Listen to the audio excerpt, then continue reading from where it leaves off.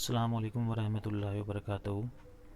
Students, आज हम 11th class का नया टॉपिक पढ़ेंगे, मतलब पहला टॉपिक पढ़ेंगे चैप्टर 1 का ही। चैप्टर का नाम है nature and purpose of business.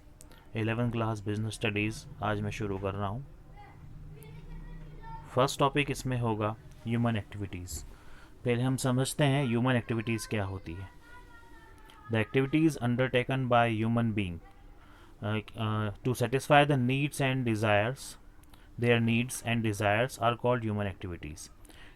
ऐसी एक्टिविटीज़ जो ह्यूमन बीइंग इंसान के द्वारा की जाती है अपनी ज़रूरतों को और अपनी इच्छाओं को पूरी करने के लिए, उन्हें ह्यूमन एक्टिविटीज़ कहा जाता है। These activities can broadly B classified into two categories. ये एक्टिविटीज़ दो प्रकार की होती हैं। इट मीन्स हम लोग दिन भर में जो भी काम करते हैं, सुबह से शाम तक अपनी लाइफ में जितने भी काम करते हैं अपनी ज़रूरतों को पूरा करने के लिए या अपनी डिज़ायर्स को पूरा करने के लिए, वो सारी ह्यूमन एक्टिविटीज़ की कैटेगरी में आती है। ह्यूमन एक्टिविटीज़ दो पार्ट में डिवाइडेड हैं। फर्स्ट है इकोनॉमिक एक्टिविटीज़ एंड सेकंड है नॉन इकोनॉमिक एक्टिविटीज़। इसको डिटेल्स में हम समझते हैं।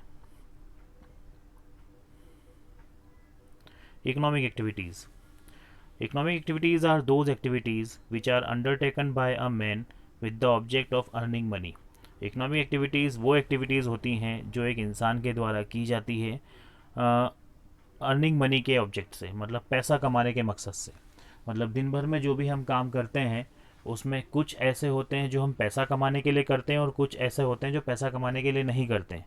तो इनमें से जो पैसा कमाने के लिए एक्टिविटीज़ हम लोग करते हैं वो होगी इकोनॉमिक एक्टिविटीज़। एग्जाम्पल देखते हैं इसमें। फर्स्ट एग्जाम्पल है production, sale and distribution of goods. Means business करना। बिजनेस में जो भी अगर कोई प्रोडक्ट हम बनाते हैं तो प्रोडक्शन, सेल्स उसको बनाने के बाद बेचना, एंड डिस्ट्रीब्यूशन ऑफ गुड्स मतलब गुड्स को सप्लाई करना कस्टमर तक। ये फर्स्ट एग्जाम्पल होगा इकोनॉमिक एक्टिविटीज़ का। Second, transportation of goods. जो लोग ट्रांसपोर्टेशन का काम करते हैं, मीन्स ट्रक और ट्रांसपोर्ट गुड्स करियर का काम करते हैं, लोडिंग रिक्शा वगैरह सब होती हैं, वो भी इस कैटेगरी में ही आएंगी। नेक्स्ट होगा accepting deposits and lending money by banks. मतलब बैंक्स का जो भी काम होगा लोगों के पैसे जमा करना और उनको उधार देना, उनको लोन देना, ये बैंक का काम होगा। ये भी इकोनॉमिक एक्टिविटी है। इंश्योरेंस बिजनेस, इंश्योरेंस कंपनियों के जो भी बीमा करने के जो भी जितने भी काम होंगे, तो इंश्योरेंस कंपनी का बिजनेस भी प्रॉफिट कमाने के लिए ही होता है, इसीलिए इसको इकोनॉमिक एक्टिविटीज़ की कैटेगरी में रखा गया है। वेयर हाउसिंग मतलब माल गोदाम बोल सकते हैं इसको। अपनी दुकान को या अपने किसी भी प्लेस को माल रखने के लिए, मतलब गोदाम के रूप में, गोडाउन के रूप में किराए पर देना या उसका किराया वसूलना, ये भी इकोनॉमिक एक्टिविटीज़ में आएगा। नेक्स्ट है एडवर्टाइजमेंट। एडवर्टाइजमेंट मतलब एड फिल्म्स वगैरह बनाना। इसके अलावा जितने भी प्रोफेशनल्स के काम होंगे, मतलब इनमें है डॉक्टर, वकील, चार्टेड अकाउंटेंट जिन्हें हम सीए बोलते हैं, नर्स, एम्प्लॉय या टीचर, ये इन सब के काम भी ये लोग पैसा कमाने के लिए करते हैं, तो ये इकोनॉमिक एक्टिविटीज़ में ही आएंगे। अब नेक्स्ट समझते हैं हम। नेक्स्ट है नॉन इकोनॉमिक एक्टिविटीज़। इसका meaning, the activities that don't concern themselves with money. ऐसी एक्टिविटीज़ जिनका ताल्लुक पैसा कमाने से नहीं है और in which money is not involve, और जिसमें पैसा इन्वॉल्व नहीं है, but are done for pleasure and out of emotions are called non economic activities.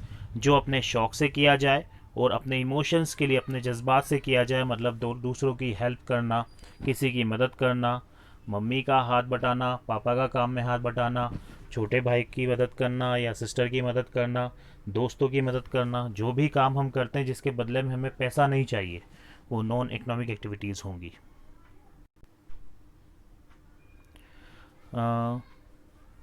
Non economic activities में एग्जांपल्स हैं nursing of a child by a mother. मतलब एक माँ है जो अपने बेटे की देखभाल करती है, अपने बच्चे की देखभाल करती है, ये नॉन इकोनॉमिक एक्टिविटीज़ होगा। इसके अलावा services done to his family by a doctor.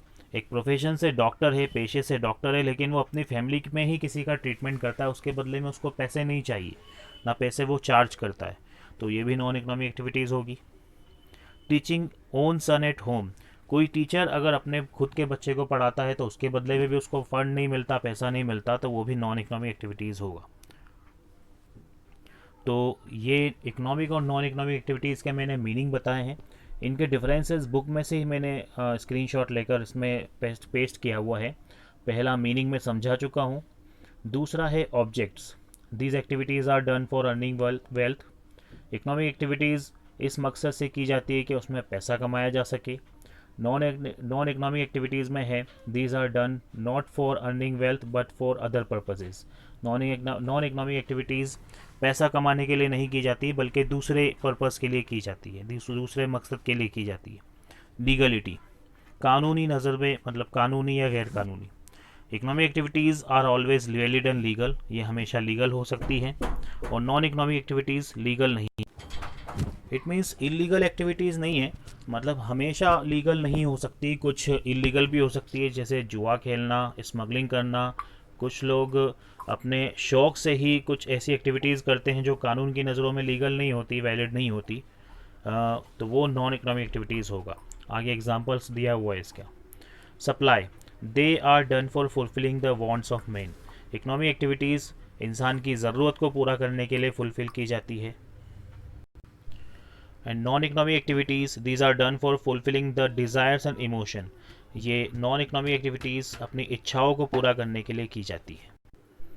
इसके बाद है normal activities, these are general activities of man. Economic activities को जनरल आम एक्टिविटीज़ भी कहा जाता है, और non economic activities abnormal activities भी हो सकती है, जैसे गैम्बलिंग, जुआ खेलना या ब्लैक मार्केटिंग करना। जैसा कि मैंने बताया था कि हमेशा ये वैलिड और लीगल नहीं होती। तो ये इनके डिफरेंसेस थे। नोट्स आप इसी में से तैयार कर सकते हैं और याद भी इसी में से कर सकते हैं। आज का ये टॉपिक है 11th क्लास का फर्स्ट टॉपिक। नेक्स्ट टॉपिक में आगे डालूँ।